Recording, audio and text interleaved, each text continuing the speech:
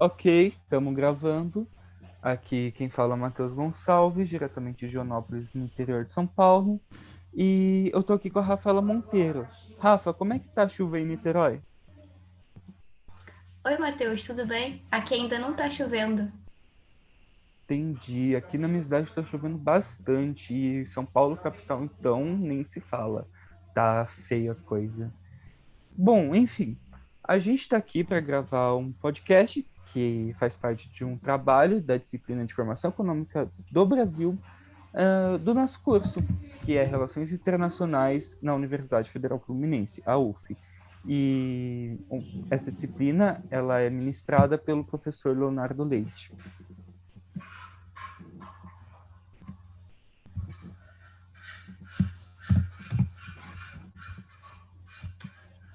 Nosso podcast tem como objetivo trazer alguns debates sobre a colonização da América, apontando algumas diferenças entre o desenvolvimento do Brasil e dos Estados Unidos.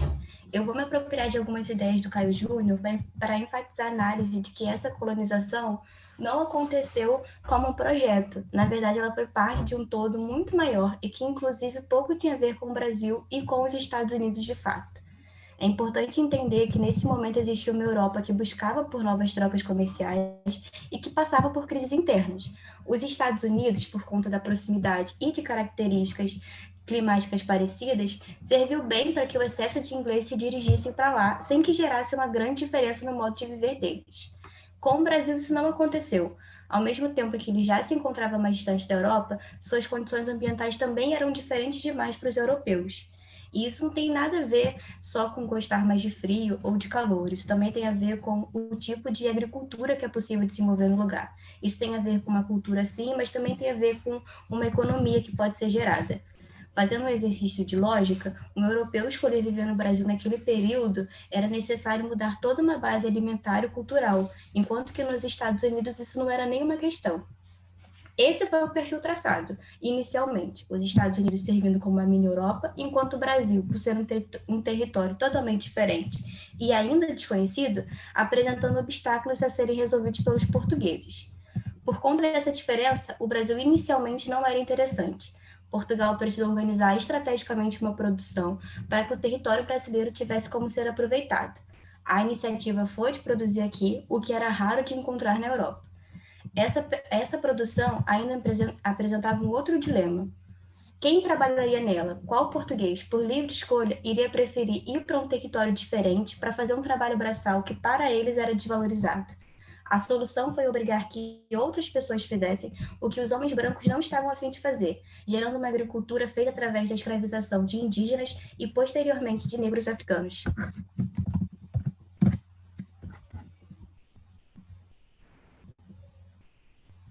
Essa perspectiva do Caio Prado Júnior é bem interessante, né? Mas a gente tem uma complementação dela também na obra do Celso Furtado, Formação Econômica do Brasil. O Celso Furtado, que foi aquele importante economista do século XX, é, foi, formou uma frente, né, na CEPAL, e, bem, na sua ideologia ele defendia bastante participação do Estado, melhorias sociais, etc. Ele traz uma análise bem interessante na obra dele, que ele diz basicamente que a ocupação das terras americanas constitui um episódio da expansão comercial europeia.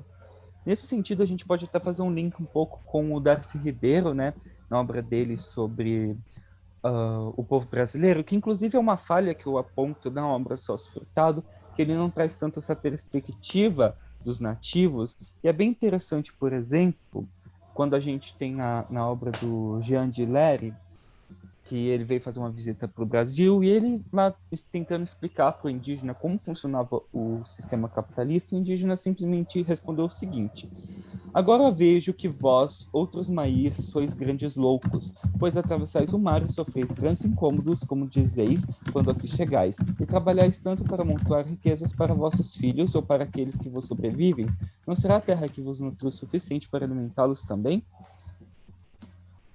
Então, a gente percebe o seguinte, que houve essa intenção de você trazer um novo sistema para essas terras que os indígenas não conheciam, então trouxe todos aqueles conflitos culturais, choques culturais, etc.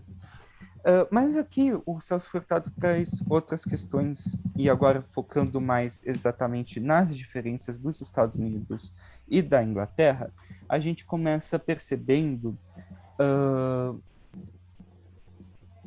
que quando se veio para o Brasil em busca de colônias, como a própria Rafa acabou de apontar, a gente teve as colônias focadas no grande capital. Então, quem vinha aqui, vinha para fazer um negócio, para construir um negócio. Enquanto a colonização na América do Norte, nas Antilhas, ela foi muito diferente.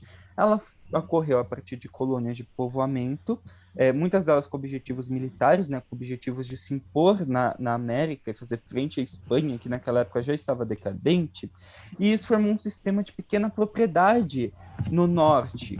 Ou seja, enquanto no Brasil você tinha desde o começo a ideia dos grandes proprietários, a ideia de uma grande, digamos, fazenda, por mais que o Celso Furtado não use esse termo, mas a gente pode fazer essa correlação, na América do Norte a gente tinha a pequena propriedade. O governo, principalmente o governo inglês, aqui a gente tem muita ocupação inglesa, francesa, também um pouco holandesa, mas principalmente o governo inglês, ele trouxe bastante gente. As formas que trouxeram pessoas para morar aqui lá na América do Norte, na verdade, foram bem divergentes. Você teve o incentivo a criminosos virem para cá, você teve a questão da oferta de você vai trabalhar um tempo e depois, após esse tempo, você ganha um pedaço de terra. Isso também era bem atrativo, mas chegaram até a ocorrer sequestros para poder chamar a gente para cá. E o que o Celso Furtado aponta sobre as colônias do norte? Que a gente é bem interessante analisar isso. Inicialmente, elas causaram um enorme prejuízo. E daí você tem, assim, a gente pode até dividir entre as colônias da América do Norte e as colônias das Antilhas, né? Quando a gente está falando dessa região. E as do norte eram que mais deram prejuízo. Por quê? Porque enquanto Portugal achou no Brasil um ótimo artigo para comercializar, que foi a cana-de-açúcar, no norte você não tinha nada. O que você tinha já era produzido pela Europa e, mesmo que fosse vendido muito mais barato, o custo de transporte não compensaria isso. Então, por muito tempo, as propriedades na América do Norte tiveram que viver basicamente da subsistência. Isso começa a mudar quando é inserido o açúcar nas Antilhas, né? Quando o açúcar deixa de ser produzido principalmente no Brasil e ele passa a ter um grande centro nas Antilhas. Isso foi muito ruim para o Brasil, que teve sua economia abalada por conta disso, mas também foi ruim para as colônias de povoamento das Antilhas, que acabaram se convertendo em grandes latifúndios, e as pessoas que viviam lá anteriormente migraram para a América do Norte. Por que mais que isso foi bom para a América do Norte? Primeiro porque, a partir disso, eles puderam finalmente achar um mercado consumidor gigante. Era um mercado que exigia comida, porque você não tinha mais a subsistência, existia animais para energia e exigia madeira. E com isso, os Estados Unidos conseguiram desenvolver uma grande indústria naval bem cedo. Além disso, você ainda teve uma indústria alcoólica fortalecida, então isso já criou bases para uma industrialização posterior e ajudou a inserir o Brasil, os Estados Unidos, em uma economia similar à europeia. Daí a gente percebe que, olhando assim um pouquinho mais para frente da obra do Furtado, no caso, olhando agora já para um século XIX, a gente já pode fazer um link com a questão de que nos Estados Unidos você tinha uma menor concentração de renda. Todo esse processo gerou uma menor concentração de renda e, consequentemente, um padrão médio de consumo elevado. Beleza. Mas bem, Okay. Rafa, antes de eu começar exatamente a entrar mais a fundo no século nos séculos posteriores da obra do Furtado, eu queria ouvir um pouco sobre o artigo que você acessou, né? Certo. Expandindo o que Mateus disse acerca da construção dos países, tanto no quesito social quanto no comercial, é observado que a evolução desse sistema, que era agrícola, para o sistema de industrialização também se deu de forma diferente no território brasileiro e no território estadunidense. Uma via de análise para explicar essa diferença se refere à distinção na estrutura interna dos países. O Brasil, por ter tido uma colonização de exploração, teve seus valores voltados na hierarquização dos papéis sociais. É claro de se ver, ainda no dia de hoje, como algumas profissões são mais valorizadas que outras. Essa valorização, ou desvalorização, dependendo do ponto de vista, também reflete no ganho financeiro da população. Uma característica ainda presente no Brasil e que se manifesta desde o período colonial é o fato de aqui haver uma grande concentração de renda.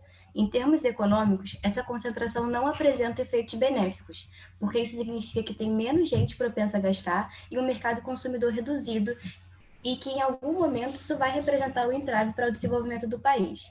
Foi exatamente o que aconteceu.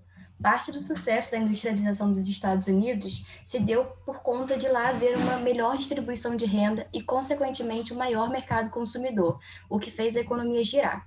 Além disso, o nível educacional dos habitantes também era de melhor qualidade, o que era positivo por possibilitar que houvesse gente suficiente para a demanda dos setores da indústria, que precisariam, obviamente, de um trabalho mais especializado. Não foi só por conta disso que os Estados Unidos deram esse salto, enquanto que o Brasil só deu um pequeno passo. É importante ressaltar que essa parte social foi muito importante, porque se não tem mercado consumidor, é difícil que uma produção seja considerada eficaz, não adianta nada produzir se não tem ninguém comprando, mas também tem uma falha na ligação entre o setor econômico e o setor político. Nos Estados Unidos teve uma grande mobilização em torno disso, tanto de integração territorial entre norte e sul, tanto de integração entre esses dois setores. Uma atividade passava a ser interessante financeiramente, e aí os Estados Unidos criavam mecanismos para realocar o investimento para essa atividade.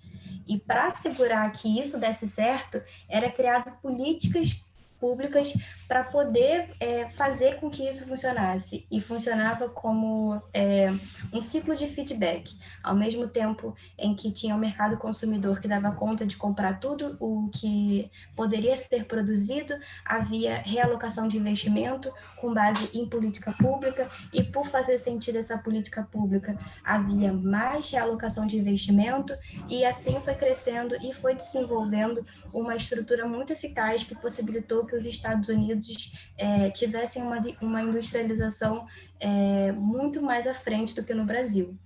Essa estruturação não foi vista aqui.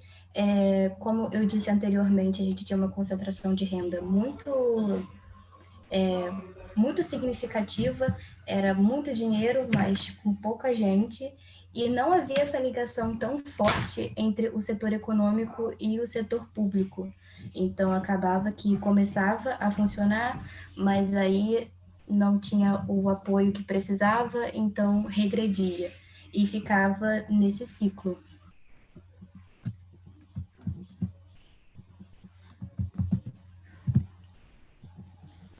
Legal. Bem, mas tudo isso que você falou me faz lembrar desse outro artigo que eu acabei lendo para fazer nosso trabalho, que é um artigo do Richard Graham. Ele é professor na Universidade do Texas e ele é especialista em história do Brasil do século XIX. Não consegui achar exatamente quais são as linhas ideológicas dele, mas enfim. O artigo que eu acabei lendo foi Escravidão e Desenvolvimento Econômico, o Brasil e Sul dos Estados Unidos no século XIX. Então, obviamente, esse artigo ele vai dar uma ênfase no sul dos Estados Unidos, porém, a partir dele já dá para a gente ter uma ideia de como era essa dinâmica de diferença. Tanto que durante o artigo o autor sempre destaca o sul dos Estados Unidos era mais atrasado que o norte, e o Brasil, só que era mais avançado que o Brasil. Então, assim, tem essa correlação que eles acabam sempre fazendo. Então, o autor vai falar algumas semelhanças que há entre os países. Então, por exemplo, monocultura, plantação com base escravista e latifundiária, mudanças de produtos motivadas por desgaste do solo e autodemanda, população livre marginalizada, baixo investimento em capital humano, poucas cidades grandes, mercado local estreito para produtos industriais, ausência, entre aspas, né, diria até uma pequena industrialização, uma industrialização talvez não efetiva, e não eram grandes centros, tinha uma estrutura social frágil. Claro que isso aqui é tudo possível de se relativizar e colocar em um grau que haviam exceções, e ele até debate alguns desses pontos mais para frente. Na maioria, o Sul se mostra mais avançado que o Brasil. Primeiro a gente tem que entender também, o próprio autor ressalta que tem poucas pesquisas nesse sentido. Eu senti quando eu fui procurar bibliografia, quando a gente foi procurar bibliografia, eu senti muita falta de materiais, e eu achei isso bem engraçado, né? Porque é um tema interessante você entender por que o Brasil e os Estados Unidos, que são países teoricamente tão parecidos, acabaram tomando rumos tão diferentes na sua vida, na sua existência, né?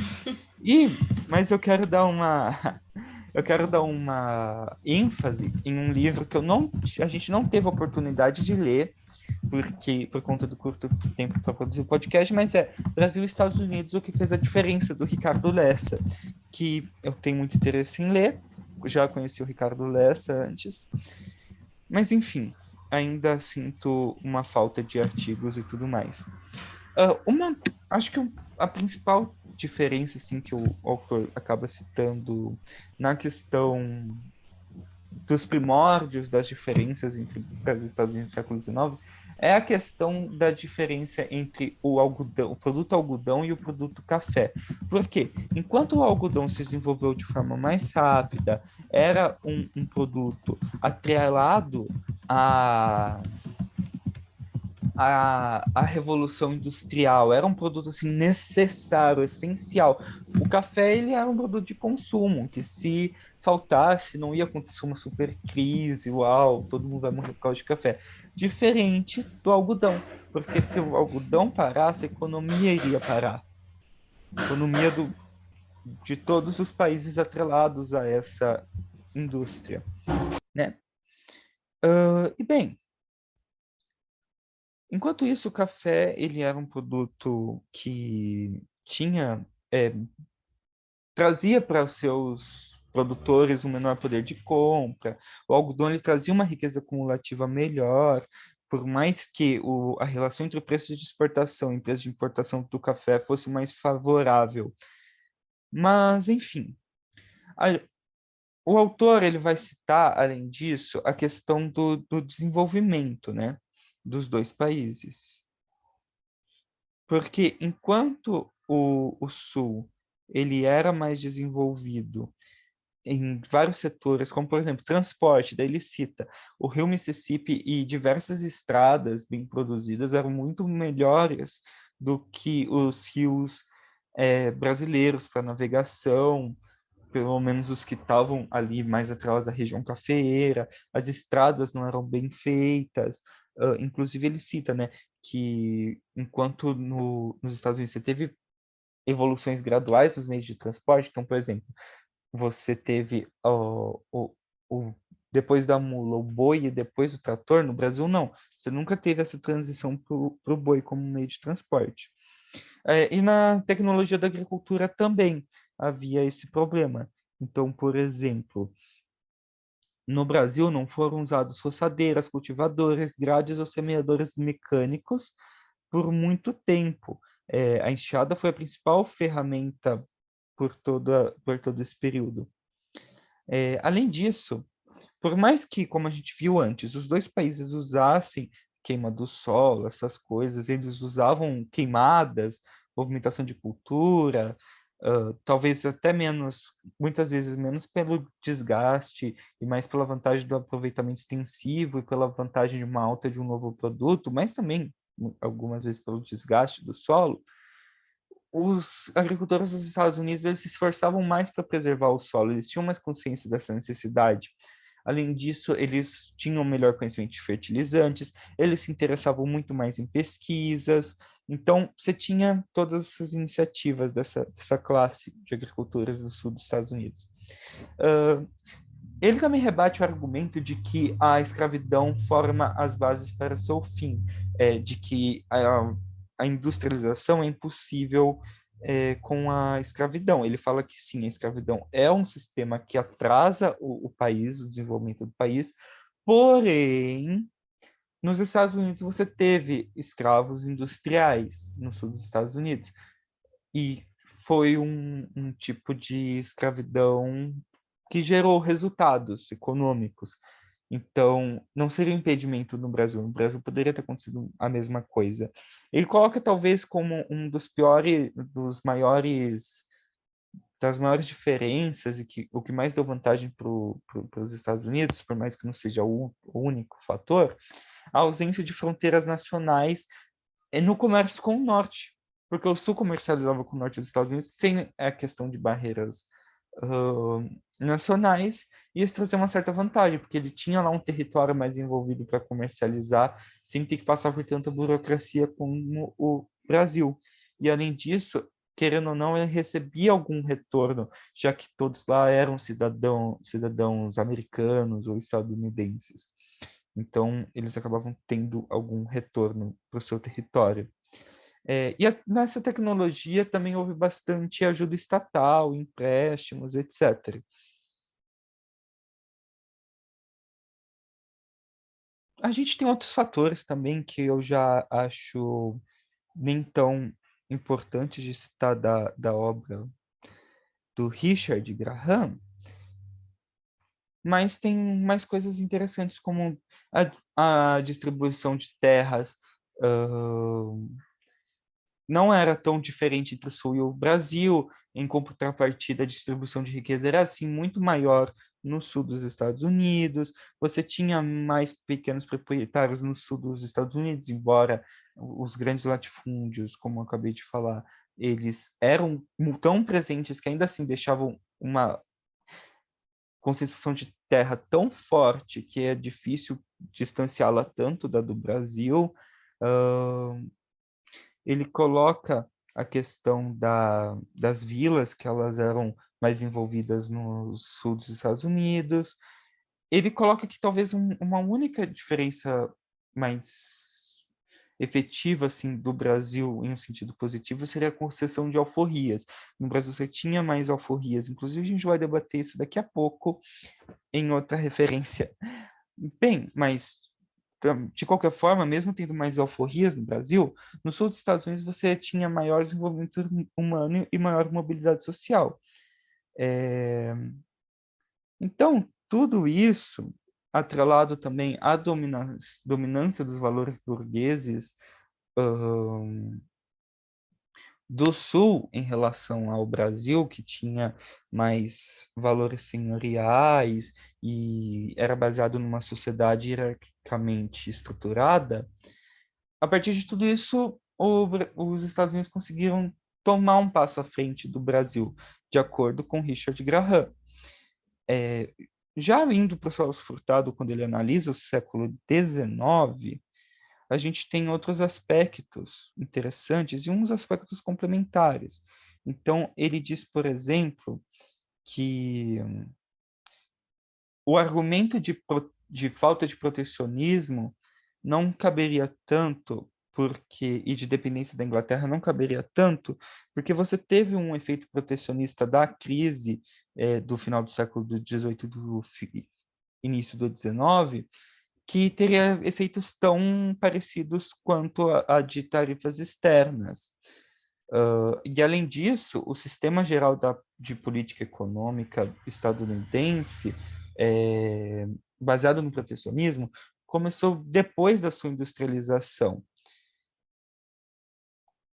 E o que o Celso Furtado aponta, então, como essas diferenças que poderiam ter levado os dois países a tomarem rumos tão diferentes?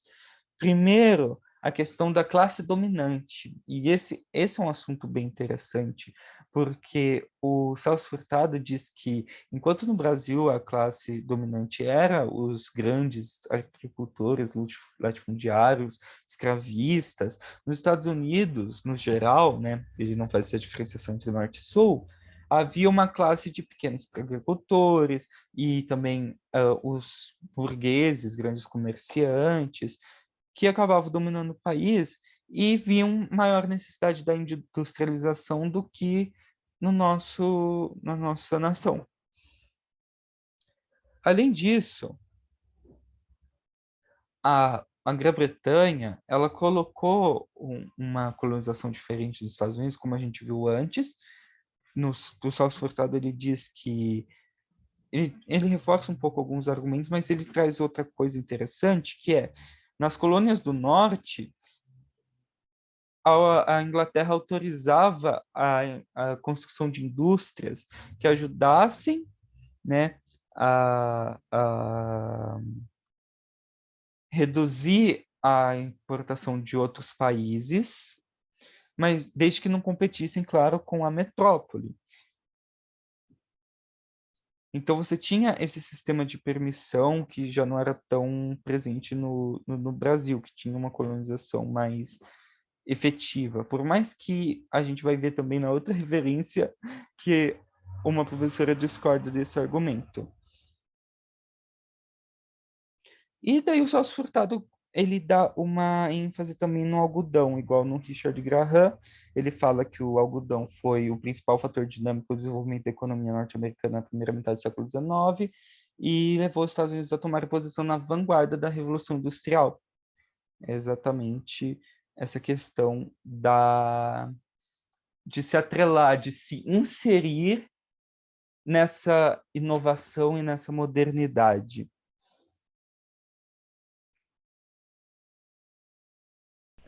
Bom, o que a gente percebeu até aqui foi que normalmente os autores ressaltam diferenças de colonização, diferença dos principais produtos de exportação, então café e algodão, diferença das classes dirigentes, um maior desenvolvimento por conta de circunstâncias externas, então os Estados Unidos se conseguindo ter um grande crescimento da indústria posterior por conta do açúcar nas Antilhas, que gerou uma necessidade de importação de produtos que a América do Norte conseguia suprir. Então, esses e outros argumentos, né? Mas todas essas obras que a gente ressaltou, elas têm algum foco mais específico, como ali sul dos Estados Unidos, ou elas são muito mais abrangentes, como o caso de formação econômica do Brasil. E a gente conseguiu achar um vídeo da BBC apresentando um curso, uma disciplina da Universidade de Chicago, que é ministrado pela Brodwin Fisher. Baldwin Fischer, que é PhD em Harvard, especialista em História do Brasil e da América Latina, com uma das suas principais obras, A Poverty of Rights, ela criou um curso ou disciplina Brasil, Another American History. Então, só o título já é bem provocativo, né? Brasil, outra história americana. Então, como se os dois pudessem ter o mesmo destino, mas tomavam caminhos totalmente diferentes. Então, o que essa professora fala, basicamente, nesse curso? Ela traz várias obras, ela cita bastante autor, tanto estadunidense quanto brasileiro, é bem interessante. E, bem, ela começa trabalhando muito com o conceito de ideias hiperreais. O que são as ideias hiperreais?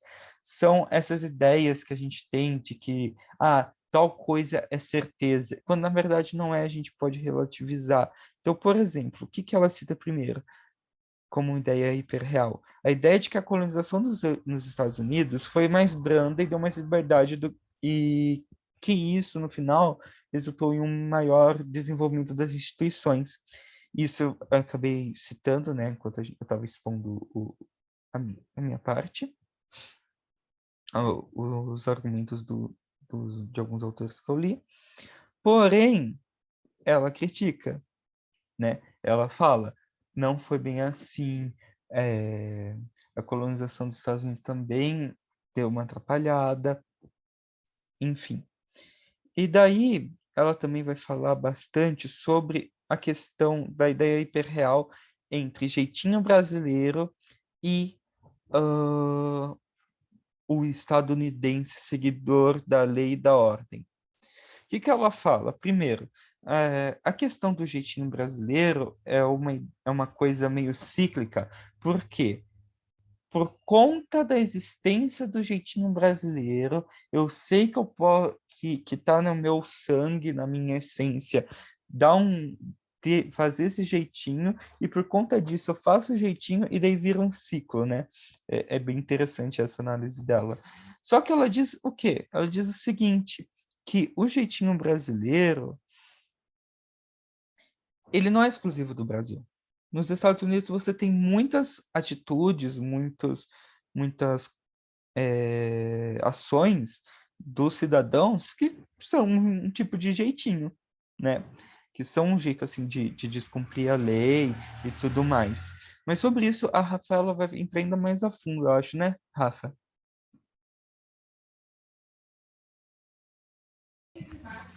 Isso, foi uma coisa que eu achei bem interessante no estudo dela e eu achei interessante comentar, porque ela fala sobre a escravidão justamente por essa abordagem da via da legalidade. Porque enquanto nos Estados Unidos havia leis que efetivavam a exclusão social, aqui no Brasil isso era feito de outra forma. Existiam as leis certinhas, mas os brasileiros quebravam elas para manter seus privilégios. Como a professora menciona, num poder informal, nesse quesito mesmo de ter uma lei ali, mas não seguir a lei, porque isso te tiraria um privilégio que você tem, e quebrando essas regras, fazendo esse jeitinho brasileiro, você consegue manter a sociedade hierarquizada, você consegue manter que tenha sempre uma pessoa mandando e uma pessoa que é comandada. E eu achei muito, muito interessante esse argumento dela de que nos Estados Unidos isso acontecia, mas existia uma legalidade por trás disso. Não é como se eles não burlassem, mas eles burlavam em termos mais técnicos, né? Era burlar por outras vias, digamos assim.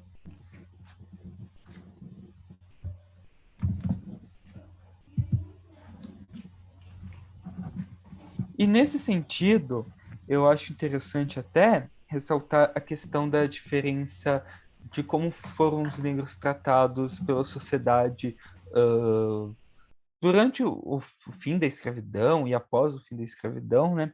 Porque enquanto no Brasil você tinha lá um sistema, por exemplo, de alforria, que tentava colocar uma mobilidade social, inclusive isso foi elogiado por pessoas dos Estados Unidos, porque nos Estados Unidos você vivia realmente uma coisa totalmente explícita.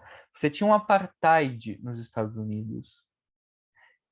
Então, quando vinham para cá, muitos intelectuais viam o Brasil e achavam aquilo um modelo a ser seguido. É, e daí você tem também teóricos brasileiros, né, construindo obras como Casa Grande Senzala, que reforçam essa ideia de uma democracia racial, né?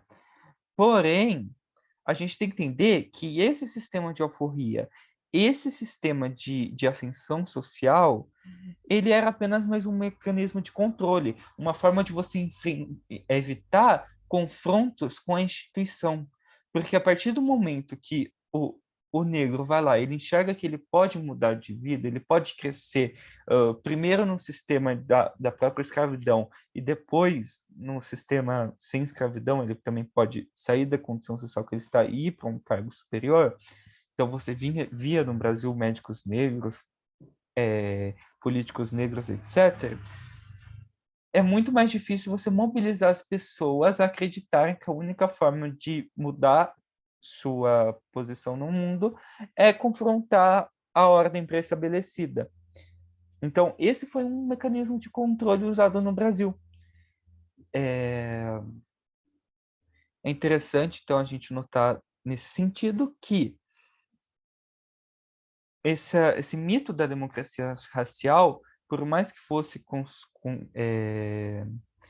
até elogiado por muitos teóricos estadunidenses, é uma farsa, porque era só uma forma de você evitar confrontos. Inclusive, muitas vezes a Brodwin Fischer, numa entrevista, ressalta isso. Essas pessoas não eram enxergadas como negras. Elas eram negras, elas estavam em cargos superiores, mas elas não eram vistas como negras.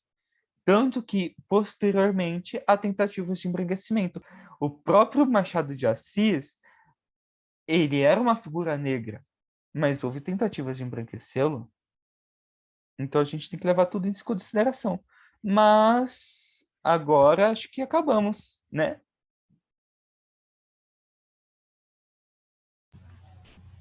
Bem, assim a gente encerra a nossa exposição, certo, Matheus? Espero que vocês tenham gostado e até o próximo episódio.